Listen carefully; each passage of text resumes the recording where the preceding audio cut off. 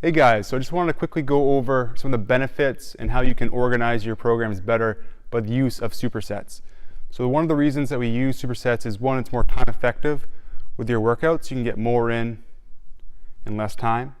It's also a better way to rest. So you can do more of what we call an active rest. So you're doing something light between your rest periods by the time you do your next set of your main lift. So I just want to quickly go over some of the common ones that we use. So a traditional superset is just an A1, A2, meaning I'm going to alternate between two different exercises. So for this example, it could be a squat and let's say a bench. So now I'm effectively using my time between those two. So that would be good for more of a strength-based, where I'm really focusing on my main lift of the squat. So actually in that case, if I'm doing a squat and I want to go for strength, this one's probably going to be more of a mobility or stability type exercise. So let's say like a external rotation of the shoulders for shoulder stability. Where then when we get into what we call our tri-set, so A1, 2, and 3, we're going to get a little more endurance based. So that may look like squat, now our bench, then maybe a side plank.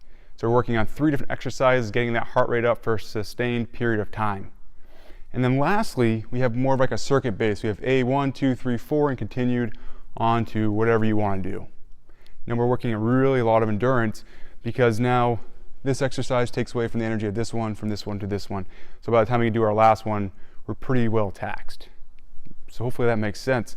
Now going a little bit deeper into how I would choose these for my goal is I kind of categorize them as A1, A2 is going to be more of that strength power because I can concentrate on one lift and then rest with something in between that's pretty light. And then here I'm going to categorize this more for like a fat loss and slight endurance, and you can also say hypertrophy in this one too, because I could go like a push-up, tricep press down, and then overhead tricep extension, so really frying the tris here. And the same thing with fat loss. I could go, like I said, squat, bench, and side plank to keep that heart rate elevated while also giving me rest. And then lastly, you can see how this is pretty endurance-based, so I'm going to one exercise to the other, to the other, to the other, with very little rest. So not allowing my body to recover so that the next exercise is done to its fullest. And that's kind of how I organize. So based off what you want to do, I'm going to choose these ones. So like whatever is your most important goal, that always wants to go first.